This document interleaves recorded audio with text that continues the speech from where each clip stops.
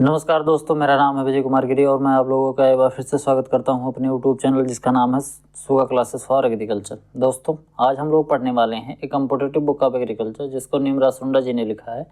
आज इसका हम 130वां लेक्चर पढ़ने वाले हैं, जिसमें आज हम पढ़ेंगे एंटोमोलॉजी में factor governing storage grain infestation. कहने का मतलब ये है कि हम इस लेक्चर में पढ़ेंगे कि ऐसे कौन कौन से फैक्टर्स हैं जिनकी वजह से जो हमारे स्टोरेज ग्रेन हैं उनके अंदर इन्फेक्शन होता है और उसमें इंसेक्ट लग जाते हैं, जिसकी वजह से हमारी फसलें ख़राब होती हैं। इसी के बारे में डिटेल में समझेंगे। उससे पहले मैं आप लोगों को बता दूं कि अगर आप लोग बीएससी एग्रीकल्चर कर रहे हैं और आप इस समय फर्स्ट सेमेस्टर में हैं, तो आप ये जो 8 सब्जेक्ट हैं, ये 8 सब्जेक्ट आप पढ़ रहे होंगे। अगर आप ये 8 सब्जेक्ट डिटेल में पढ़ना चाहते हैं तो आप मात्र 500 रुपये पे करके, जो कि इस QR कोड से पे करना है, मात्र 500 रुपये आप पे करके इन 8 कोर्सेज के बारे में डिटेल से स्टडी कर सकते हैं। डिटेल से मैं आप लोगों को पढ़ाऊंगा, बिल्कुल फंडामेंटल क्लियर हो जाएगा, किसी भी प्रकार की कोई दिक्कत नहीं होगी। आपको स्कैन करना है, 500 रुपये पे करना है। पे करने के बाद आपको उसका स्क्रीनशॉट हमारे तक भेजना है। और हम तक भेजेंगे कैसे आप? जब आप हमारे यूट्यूब चैनल के होम पेज पे जाएंगे तो आपको एक सब्सक्राइब का बटन दिख रहा होगा। सबसे पहले अगर आपने सब्सक्राइब नहीं कर रखा होगा तो सब्सक्राइब कर लीजिएगा। इसके बाद ऊपर वाली लाइन अगर आप देखेंगे तो ऊपर वाली लाइन पर जब आप क्लिक करेंगे तो एक पॉपअप खुल के आएगा। ये लिंक होती है, ये पॉपअप खुल के आएगा, जिसमें सबसे नीचे वाला जो पॉपअप है जिसको बोलते हैं सेंड योर पेमेंट स्क्रीनशॉट। जब आप इस पर क्लिक करेंगे तो आपको ये रीडायरेक्ट कर देगा टेलीग्राम पे। अगर आप लोग टेलीग्राम नहीं चलाते होंगे तो टेलीग्राम ऐप डाउनलोड कर लीजिए, उस पर अपना एक अकाउंट बना लीजिए। उसके बाद इस लिंक पर क्लिक करिए। जब आप इस लिंक पर क्लिक करेंगे तो वो आपको रिडायरेक्ट कर देगा। आपको क्या करना है कि जो आपने पेमेंट किया है उसका स्क्रीनशॉट सेंड करना है और जिस नंबर से आप टेलीग्राम चलाते हैं वो मोबाइल नंबर सेंड करना है। इससे फिर क्या होगा कि मैं आप लोगों को उस ग्रुप में जोड़ दूंगा और फिर जहाँ पर वो प्रीमियम कंटेंट जो हैं, जो कि फर्स्ट सेमेस्टर के हैं, सब मिलेंगे, तो आपको उस ग्रुप में मैं जोड़ दूंगा। तो चलिए आगे बढ़ते हैं, टॉपिक पर आते हैं, पढ़ते हैं कि ऐसे कौन कौन से चीज़ें हैं, ऐसे कौन कौन से इन्वायरमेंटल फैक्टर्स हैं जिनकी वजह से जो हमारा स्टोरेज ग्रेन है वो ख़राब होता है। उसमें सबसे पहला जो फैक्टर आता है वो फिजिकल फैक्टर होता है। फिजिकल फैक्टर में आता है टेम्परेचर। टेम्परेचर में क्या आता है? It is one of the most important factor of environment as the multiplication of insect pest of storage grain depend on it. बहुत ही इंपॉर्टेंट फैक्टर होता है, क्योंकि इंसेक्ट पेस्ट का जो मल्टीप्लिकेशन होता है, बोले तो उनकी जो पॉपुलेशन घटती या बढ़ती है वो इन्वायरमेंट के टेम्परेचर पर बहुत ज़्यादा डिपेंड करता है। The minimum temperature at which these insect are able to develop and multiply it between 15.5 to 18.3। कहने का मतलब ये है कि 15 से लेके 18.5 डिग्री सेंटीग्रेड का जो टेम्परेचर होता है, ये टेम्परेचर ऐसा टेम्परेचर होता है कि जिस पे इंसेक्ट जो हैं वो अपना मल्टीप्लिकेशन, बोले तो अपनी जनसंख्या को बहुत तीव्र गति से बढ़ा पाते हैं। तो जब इनकी जनसंख्या बढ़ जाएगी इंसेक्ट की, तो वो हमारी फसलों को नुकसान ज़्यादा मात्रा में करेंगे। वहीं अगर हम बात करें, many of the insect can live for long period at lower temperature. इसमें से कुछ ऐसे इंसेक्ट भी होते हैं जो कि लो टेम्परेचर पे भी काफ़ी ज़्यादा दिनों तक रह सकते हैं। The optimum temperature for most of the species lies between 28 to 32 degree centigrade, यानी कि 28 से लेके 32 डिग्री सेंटीग्रेड का जो टेम्परेचर होता है, ये टेम्परेचर सबसे ज़्यादा फेवरेबल माना जाता है। दोनों में आपको कन्फ्यूज़न हो सकता है, तो मैं बता देता हूँ कि 15 से 18 डिग्री का जब सेंटीग्रेड टेम्परेचर होता है तो इस टेम्परेचर पे जो इंसेक्ट होते हैं ये अपना मल्टीप्लिकेशन करते हैं, बोले तो रिप्रोडक्शन करते हैं और अपनी जनसंख्या बढ़ाते हैं। और जब ये वाला टेम्परेचर आता है तो इस टेम्परेचर पे ये ज़्यादातर एक्टिव होते हैं, बोले तो हमारी फसलों को नुकसान करने में। इस समय ये ऐसा जब टेम्परेचर आता है तो इस समय ये हमारी फसलों को ज़्यादा नुकसान करते हैं। उसके बाद जो दूसरा फिजिकल फैक्टर है वो है moisture. Most of the storage insect need more than 10% moisture and the optimum is around 14%. Therefore grain have less than 10% moisture are considered safe for storage। कहने का मतलब ये है, मैंने एक दिन आपको पढ़ाया था, शायद इससे पहले वाले लेक्चर में या शायद उससे पहले वाले लेक्चर में, शायद 128 या 29 में मैंने पढ़ाया था कि जो मॉइस्चर होता है वो अगर 10% से ज़्यादा हो गया, ग्रेन जो हमारी ग्रेन वाली क्रॉप है, जैसे धान है, गेहूं है, बाजरा है, मक्का है, इसमें अगर 10% से ज़्यादा मॉइस्चर हो गया तो उसमें इंसेक्ट पेस्ट लगने की संभावना ज़्यादा हो जाती है। तो जो ग्रेन वाली क्रॉप्स हैं उनको जब हम स्टोर करके रख रहे हैं तो हमको ये सुनिश्चित करना चाहिए कि जो minimum temperature of the grain must be less then 10% moisture. ठीक, वहीं अगर हम बात करें ऑयल सीड क्रॉप की, तो the minimum temperature for storage of oil seed grains must be less than 8%। कहने का मतलब जो ऑयल सीड है उसको 8% से कम मॉइस्चर पे स्टोर करना चाहिए।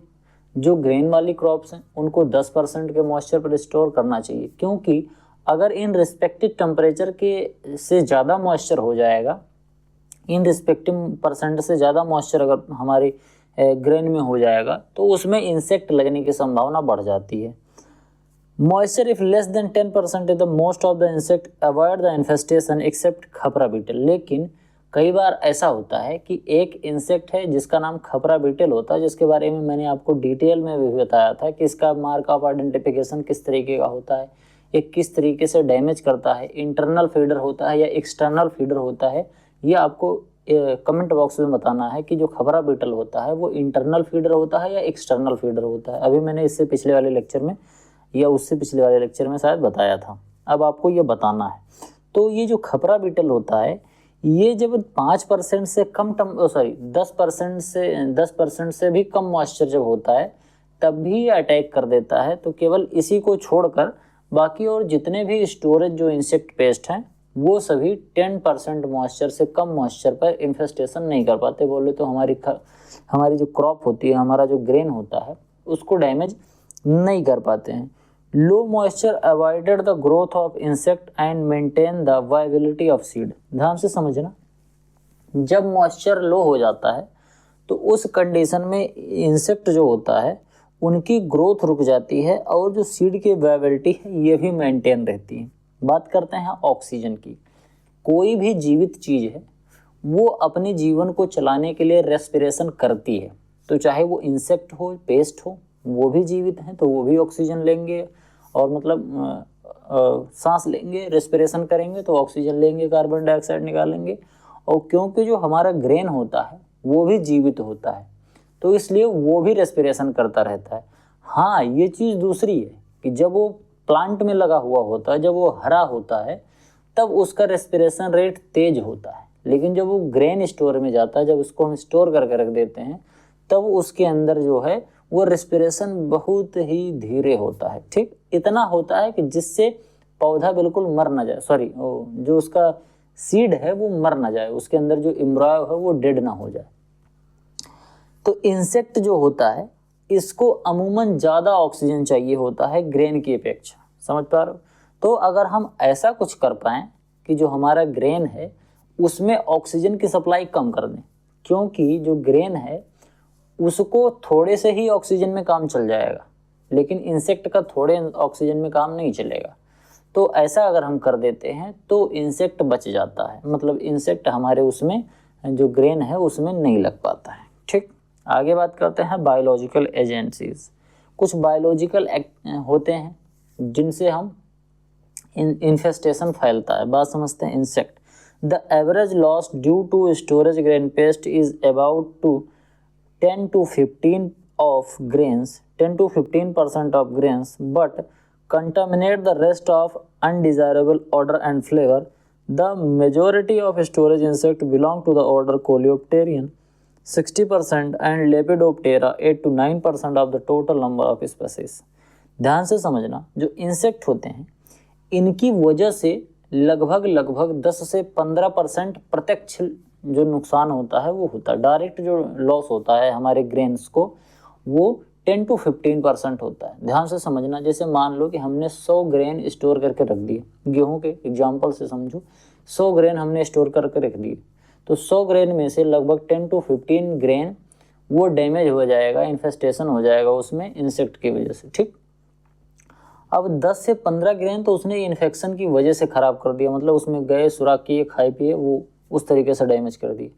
अब उसमें जो बाकी बच रहा है 85 से 90% जो ग्रेन बच रहा है, बोले तो उतना ग्रेन जो है वो एक बैड ऑर्डर की वजह से और एक बैड फ्लेवर की वजह से खराब हो जाएगा। मतलब जब वो 10-15 जो ग्रेन है वो खराब होंगे, सड़ेंगे, तो उनसे जो बदबू फैलेगी और उनका जो स्वाद में परिवर्तन आ जाएगा, उसकी वजह से आपके जो ग्रेन है वो ज़्यादा खराब हो जाएंगे। इस तरीके से जैसे आप देखते होंगे कि जब आप आटा पिसा के ला के रखते हैं, गेहूँ पिसा के, तो उसमें क्या होता है कि अगर आप उसको 20 दिन 25 दिन के अंदर पर अगर आप उसको पूरा सही से कंज्यूम नहीं कर पा रहे हैं, तो आप देखते होंगे कि उसमें कीड़े पड़ जाते हैं। ठीक, तो वही स्टोरेज जो ग्रेन है उसमें वही स्टोरेज ग्रेन वाले इंसेक्ट पड़ते हैं।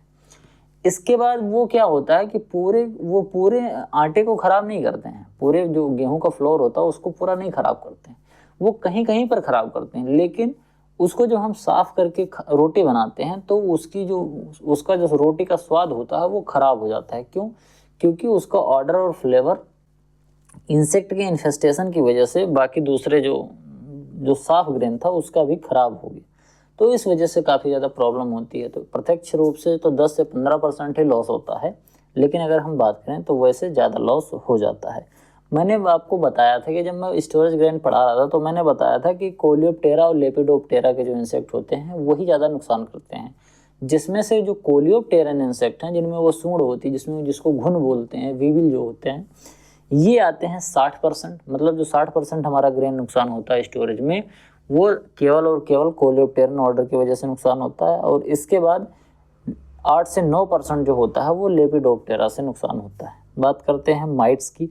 Might infect and deteriorate the quality and quantity of grain. ये माइट जब लग जाता है तो ये क्या करता है, सबसे पहले क्वालिटी ख़राब कर देता है ग्रेन की, मतलब थोड़ा डैमेज कर देगा तो क्वालिटी ख़राब ही हो जाएगी। उसके बाद क्वांटिटी ख़त्म कर देगी, खा के बुरादा बना देगा तो वो उसकी क्वालिटी भी ख़राब हो जाएगी। फिर आता है रोडेंट। रोडेंट में आता है आपका माइक, स्क्वेरल्स और रैट, मतलब चूहे जो आते हैं, जिससे चूहे जो फसलों को नुकसान करते हैं, फिर ये आते हैं।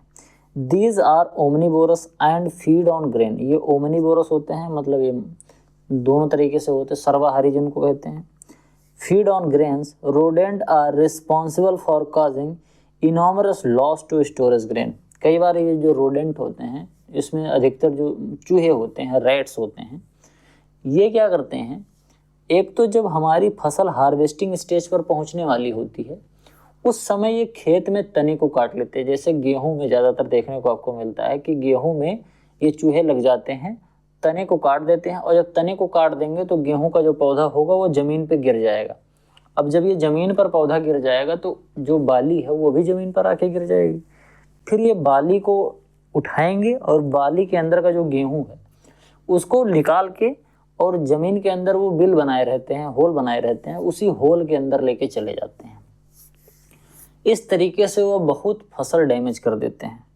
इसके साथ साथ जब वो हम उसको लेके आते हैं तो उसको जब लाके स्टोरेज करके रखते हैं, जैसे मान लो किसी हमने कमरे में स्टोर करके रखा, तो इतने डेंजरस होते हैं कि अगर नीचे की मिट्टी, अगर मैंने नीचे जो फर्श है उसकी फ्लोरिंग कायदे से नहीं कर रखी, बोले तो अगर सीमेंटेड नहीं है, तो वो अगर मिट्टी ही है तो क्या करेंगे कि दीवार के नीचे जो नींव होती है वो नींव के अंदर से खोद के अंदर घुस जाते हैं। इस तरीके से वो आते हैं और बहुत ज़्यादा डैमेज करते हैं। वो मिट्टी खोद खोद के वहाँ मांद बना लेते हैं और वहीं पर वो फिर उसके अंदर आते हैं, फिर उसमें बहुत नुकसान करते हैं। और जो बोरे में जब हम बांध के रखते हैं, जो पैकेट बना के रखते हैं, उनको भी डैमेज कर देते हैं। तो स्टोरेज ग्रेन को नुकसान करने में जो रोडेंट होते हैं इनका भी काफ़ी ज़्यादा रोल होता है। फिर आगे हम बात करते हैं वर्ड्स की। जैसे बाजरा जो होता है, बाजरा जब बिल्कुल ये पक जाता है तो उस समय क्या होता है कि जो चिड़िया होती है वो आती है और बाजरा का जो हेड होता है उस पर बैठती है और वहाँ से दाने को निकाल के ले जाती है, तो उस तरीके से भी नुकसान करती है। इसके साथ साथ जब इसका मॉइस्चर कम करने के लिए हम इसको सुखाते हैं धूप में, तो धूप में सुखाते हैं तो चाहे ज़मीन पर सुखा रहे हैं या छत पे सुखा रहे हैं, कहीं सुखाते हैं, तो ये डैमेज करती है। लेकिन ये एक तरीके से चलो ठीक ही है कि यार थोड़ा सा चिड़िया खा लेगी, लेकिन अगर ये बहुत बहुत ज़्यादा खाए तो थोड़ा सा नुकसान हो सकता है। साइंटिफिकली देखें तो ये नुकसान होता ही होता है, लेकिन क्योंकि हम लोगों की संस्कृति ऐसी है कि थोड़ा सा अगर चिड़िया खा भी जाएगी यार तो कितना नुकसान होगा, तो हम लोग इस सोच के आदमी। बात करते हैं फंगीसाइड की। फंगीसाइड में एक तो एस्पेरजिलस होता है और एक फ्यूजेरियम स्पीसीज होता है। ये दो तरीके के ऐसे फंगस होते हैं जो कि हमारे स्टोरेज ग्रेन में लगते हैं। कब लगते हैं? जब मॉइस्चर की अवेलेबिलिटी ज़्यादा हो जाती है। बोले तो हमारा जो ग्रेन है उसमें जब मॉइस्चर ज़्यादा हो जाता है तब ये लगते हैं। इसके वजह से फफूंद जम जाती है हमारे स्टोरेज ग्रेन में। आपने ऐसा महसूस करा होगा कि जब आप चावल को या गेहूं को जब आप रखते हो तो जो मिट्टी के पास वाला जो यानी कि जो ग्राउंड फ्लोर पे जो होता है, जो पैकेट रखा होता है, वहां पर नीचे से मॉइस्चर जाता रहता है। चाहे वो आपकी फर्श हो चाहे मिट्टी हो, कहीं ना कहीं से थोड़ा थोड़ा मॉइस्चर जाता रहेगा। या दीवार से अगर सटा हुआ हो तो दीवार पे भी बरसात के समय पे मॉइस्चर आ जाता है। तो उसकी वजह से क्या होता है कि उससे जो सटा हुआ रहता है ग्रेन वो सड़ जाता है, खराब हो जाता है। तो सड़ जाता है इन द सेंस ऑफ कि उसमें फंगस का इन्फेक्शन हो जाता है। सॉरी गाइस, थोड़ा सा हिचकी आ रही है, थोड़ा सा ऐसे मैनेज करना। बात करते हैं मैनेजमेंट ऑफ स्टोरेज पेस्ट की। स्टोरेज पेस्ट की मैनेजमेंट की बात करें तो उसको हम किस तरीके से कर सकते हैं कि हमारा जो स्टोरेज है वो बिल्कुल सुरक्षित रहे। तो उसके लिए हम क्या कर सकते हैं, हम सीड ट्रीटमेंट कर सकते हैं। सीड ट्रीटमेंट करने का मतलब ये है कि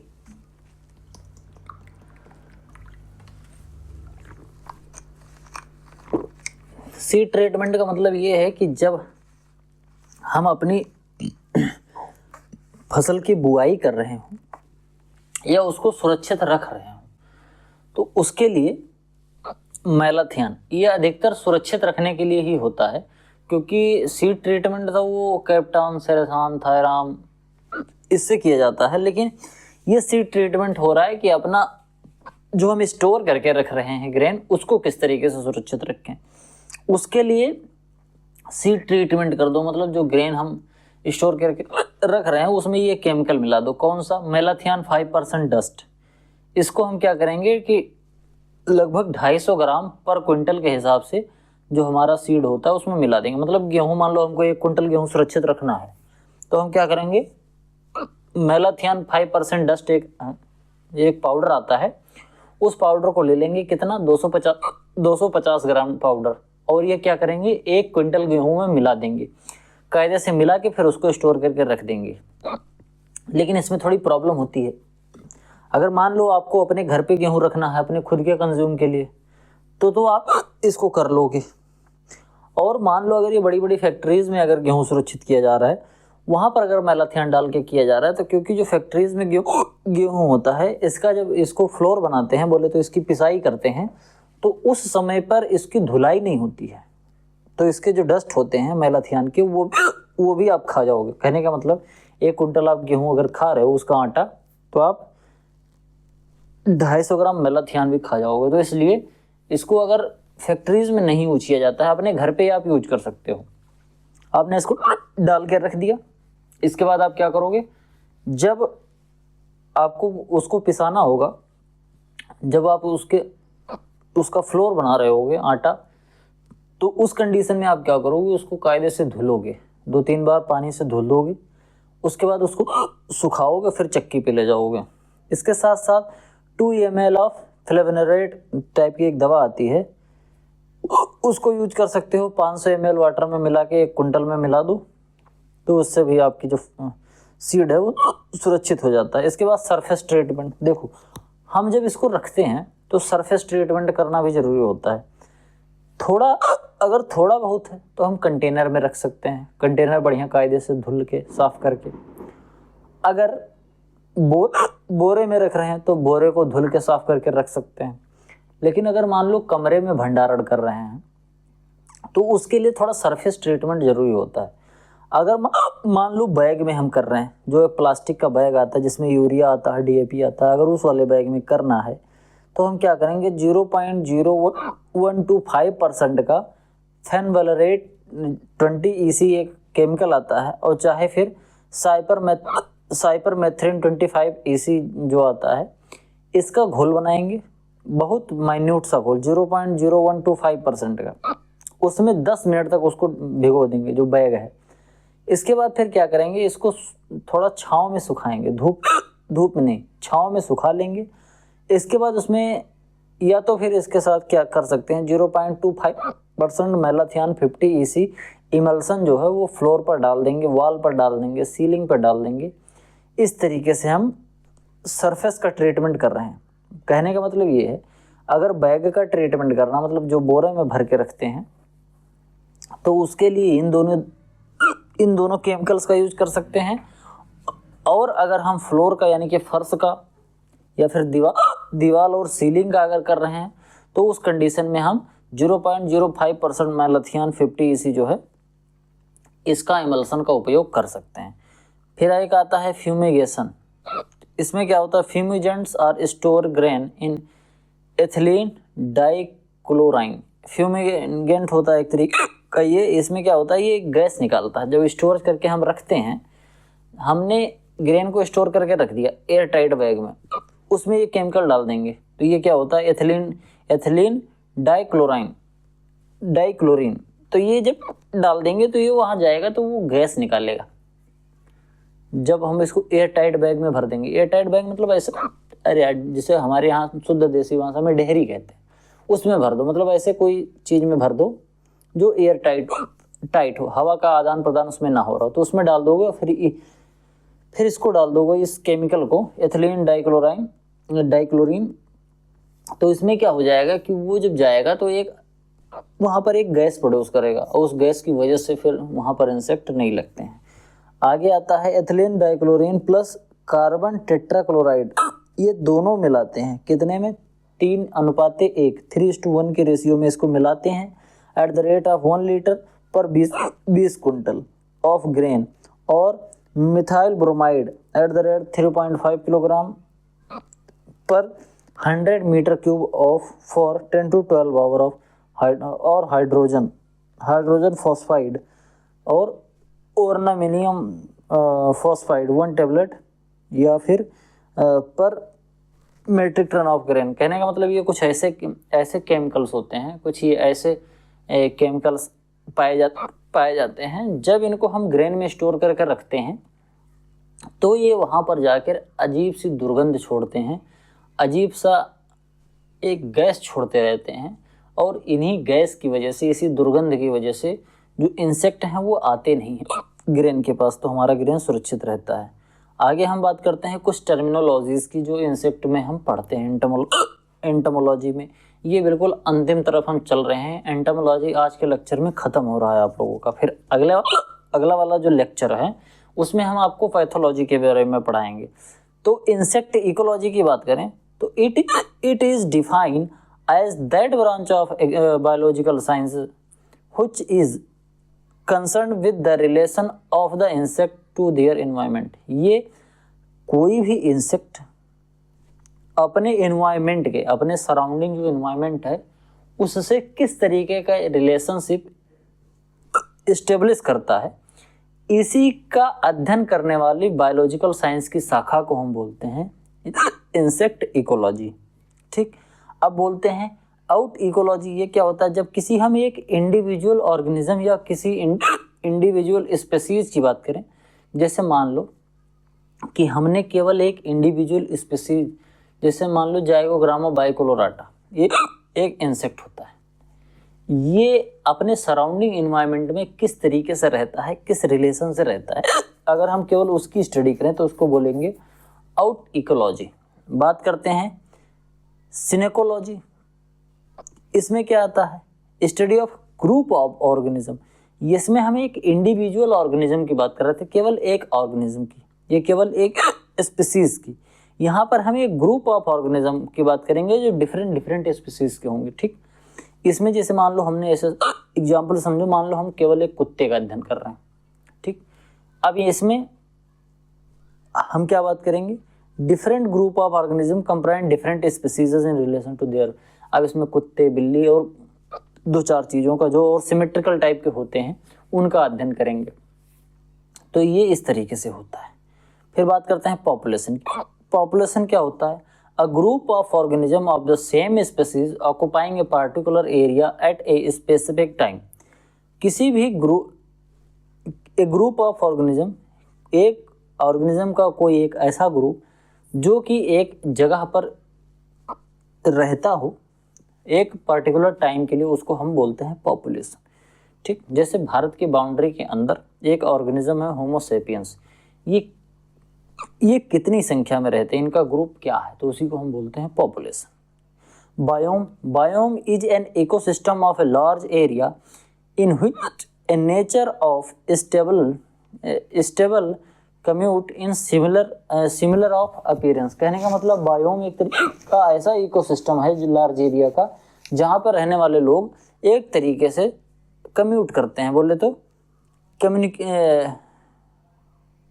एक तरीके स्टेबल कम्युनिटी बनाते हैं। जैसे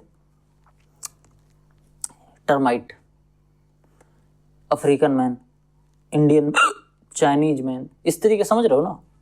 बात करते हैं ecological niche. Every organism occupy a particular physical location at a given time. Does a given things eat, copulates and rest at that place and time at the location is known as niche of a particular organism. niche का मतलब क्या होता है? जब niche का मतलब होता है पर्टिकुलर रिक्वायरमेंट किसी एक इंसेक्ट की। पर्टिकुलर रिक्वायरमेंट का मतलब वो कौन कौन सी चीज़ें खाता है, क्या वो चीज़ें उसको वहाँ उपस्थित मिल पाएंगी, वो किस तरीके से रहता है, कहाँ आराम करता है, क्या ये सभी चीज़ें उसके अनुकूल हैं। तो यही चीज़ जो होता है इसी को हम बोलते हैं नीश। मतलब वो फिजिकली कौन कौन सी चीज़ों की उसको ज़रूरत है, क्या वो वहाँ पर मिल पाएगी, तो इसी को हम बोलते हैं ecological niche. Actually niche is the occupation of an organism in a particular ecosystem. ठीक, नीश क्या होता है? एक पर्टिकुलर ऑर्गेनिज्म का, एक पर्टिकुलर जीव का ऑक्यूपेशन की क्या क्या वो कर रहा है, किस तरीके से रेस्ट कर रहा है, किस तरीके से वो खा रहा है, किस तरीके से कोपलेट कर रहा है, ये सभी चीज़ें एक नीश के अंतर्गत आती हैं। बात करते हैं गिल्ड की। A group of species within a community which have the same and very similar needs or different needs while whose living in a similar or they obtain and utilize response in the same way। बोले तो foliage feeder।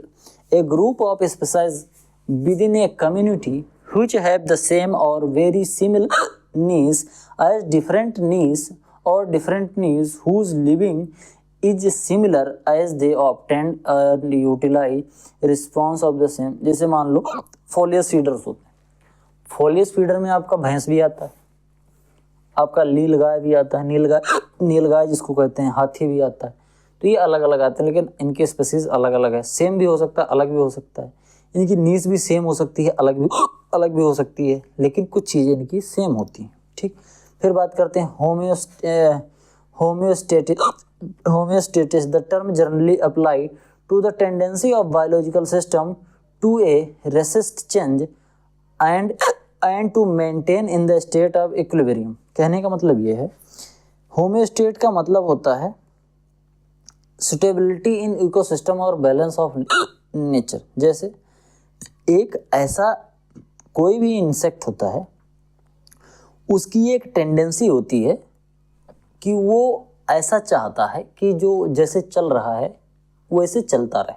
जैसे हम यही चाहते हैं कि हमारा जो नेचर है वो जिस तरीके से है वो उसी तरीके से रहे। जैसे ऑक्सीजन 21% है तो 21% ही रहे, ऐसा ना हो जाए 18-19% हो जाए, इस तरीके से बात हो रही है। The term generally apply in the tendency of a biological system to a resist change. मतलब एक जो बायोलॉजिकल सिस्टम होता है वो एक स्टैटिक कंडीशन में रहे, मतलब बोले तो इक्विलिब्रियम में रहे, उनका जो बायोलॉजिकल सिस्टम है वो बदलने ना पाए। ठीक, इसी को बोलते हैं होमोस्टेसिस। फिर आता है बायोल्यूमिनेसेंस, इसको बात करते हैं।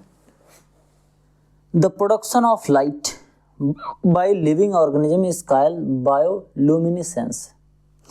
It one or more function of illumination, attracting potential prey and mating behavior. जैसे आपने जुगनू का नाम सुना होगा, वो बायोल्यूमिनेसेंस जो होता है उसका एक अच्छा उदाहरण होता है। ये क्यों करते हैं?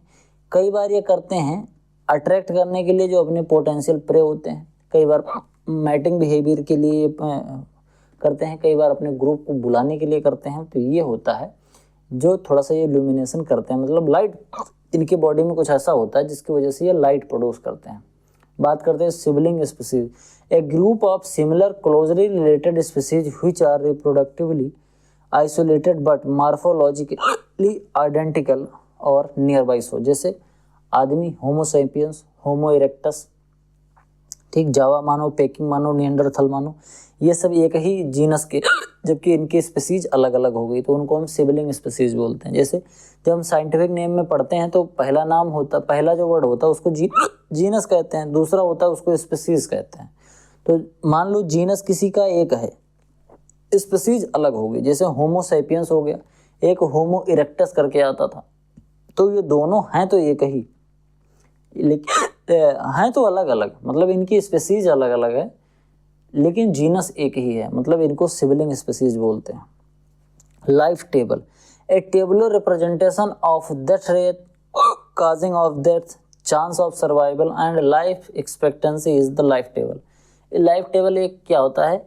टेबुलर रिप्रेजेंटेशन होता है कि इस इंसेक्ट की डेथ रेट कैसी है, डेथ का काज क्या है, चांस ऑफ सर्वाइवल क्या है, लाइफ एक्सपेक्टेंसी इनकी कितनी है, कितने दिन तक जीवित रहते हैं, ये सभी चीज़ अगर एक टेबुलर फॉर्म में लिखें तो इसको हम बोलते हैं life table. Law of tolerance, ये दिया था ईवी सेल्फोल्ड ने 1913 में दिया था। Law of tolerance deal with the limiting factor of maximum as well as minimise temperature और the presence of success of organism. कहने का मतलब ये है, ये क्या होता है लॉ ऑफ टॉलरेंस में, ऐसा होता है लॉ ऑफ टॉलरेंस डील एक लिमिटिंग फैक्टर कि कैसे कितने अधिकतम चीज़ों पर वो या फिर मिनिमम टेम्परेचर पर वो रह सकता है। देखो ध्यान से समझना, टॉलरेंस का मतलब ये होता है, जैसे मान लो कि मैंने कहा कि टॉलरेंस अगेंस्ट टेम्परेचर, तो दो चीज़ें हो सकती हैं, ये टेम्परेचर के प्रति कितना टॉलरेंट है, मतलब कि ज़्यादा टेम्परेचर हो जाने पर ये कितना ज़्यादा तक रह सकता है, कम टेम्परेचर होने पे कितने कम टेम्परेचर तक रह सकता है। तो ये लॉ ऑफ टॉलरेंस इस तरीके से आपका काम करता है। तो आज की वीडियो में केवल इतना ही, बीच में हिचकी आने लगी, थोड़ा सा डिस्टर्बेंस हो रहा होगा तो इसके लिए मैं क्षमा चाहूँगा। वीडियो पसंद आया हो तो वीडियो को लाइक करें, आपके जो सुझाव हैं कमेंट बॉक्स में ज़रूर लिखें। चैनल पर पहली बार आए हैं तो चैनल को सब्सक्राइब करें, अपने दोस्तों के साथ शेयर करें। आप हमें फाइनेंशियली भी सपोर्ट कर सकते हैं, जो आपको QR कोड दिया गया है उससे आप सपोर्ट भी कर सकते हैं। मिलते हैं किसी दूसरी वीडियो में, तब तक के लिए इजाज़त दीजिए, धन्यवाद।